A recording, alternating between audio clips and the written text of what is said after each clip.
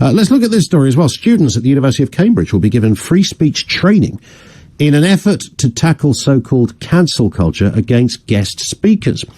The sessions by two academics will aim to teach undergraduates to tolerate views that they disagree with and could be rolled out to more universities if successful. The move comes after warnings from university watchdogs that free speech could be stifled on campus after record numbers of events were cancelled last year. Many events have been cancelled after pressure from students or societies who claim that the views of some speakers were offensive. Alastair Donald is from Living Freedom. Living Freedom are running the courses at Cambridge University. Alastair, good afternoon to you. Good afternoon. Nice to have you with us. I suppose an obvious point to start with. I mean, you might think that, and we've discussed this many, many times on the programme, that of all places where you wouldn't need such a course, it would be a university where having an open mind, having academic freedom, the ability to debate and disagree. I mean, goodness me, these places have debating chambers. What on earth did they think was going to go on in those things? These might be the very areas that an organisation like your own was not needed. Well, you'd have thought so. You'd have hoped so.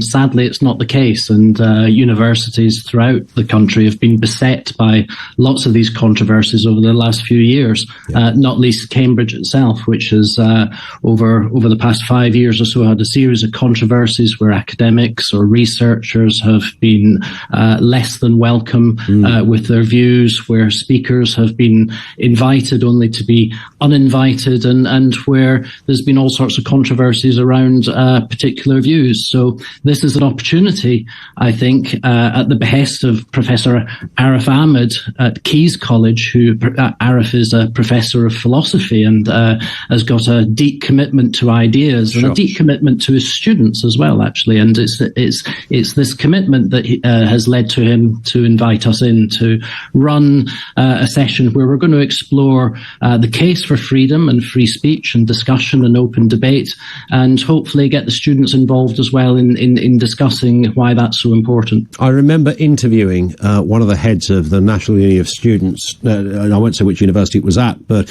it was referenced this very high-profile speaker had been invited. They were very upset about it. And it was an extraordinary interview because I asked her, Alastair, I said, why would you not invite this? Well, why do you want to disinvite or uninvite this speaker? And she said, because we disagree with her. And I thought that was the most extraordinary, brutally honest in a curious way, but it was the most extraordinary answer, bearing in mind that, other than only booking speakers that you agree with, and that would be extraordinary because one has to assume that on campus there are, lots of different views. There's not just one view, but this particular contingent within the NUS had decided they disagreed with this speaker, so therefore that person had no place to be. Is it that kind of thing that you're hoping to sort of address? What for many of us is completely irrational anywhere, but would be even more so pronounced at a place where open debate would normally be encouraged. Yeah, I mean, that's the sort of thing that we want to try and take up. And there's been, as I said, various instances of the closure of discussion and debate.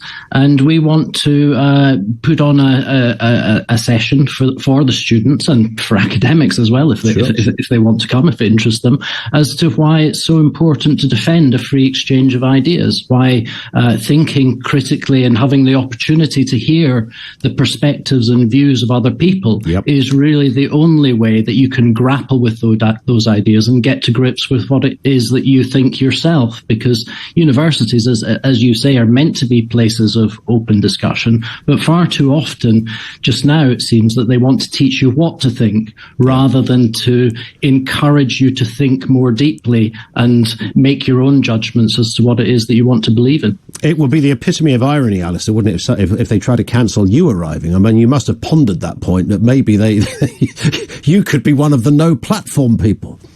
Well, we could do, and we can report back on that tomorrow. I'm sure you won't be. If we've pulled it off or not. But, I'm fairly confident, actually, that it will be a really good event. And I think sometimes, unfortunately, the situation is that the people who are after cancelling people and who are against open discussion, they get a very lot of press. And they have support in very important places in the media, amongst some of the kind of administrative functions of a university, sure. and sadly amongst academics and the universities themselves. But I think that there's actually a lot of students who do want to engage in more free and open discussion. It was very interesting last week when Cambridge hosted the writer Helen Joyce to talk about gender critical feminism. And what happened was that the organisers ended up having to smuggle people into the event. So people wanted to attend, but there's a kind of nervousness and an anxiety that they're going to be ostracised by their friends. And then there's a contagion within that, right, where they think, well, if that happened, then I better not go either. And before you realise it, somebody is, as you say, being cancelled. Listen, Alastair, we will speak again, I hope. Thank you. It sounds interesting. It's a crying shame that you have to have a kind of course to teach students that it's okay to listen to a voice you not just disagree with, but pathologically, fundamentally object to.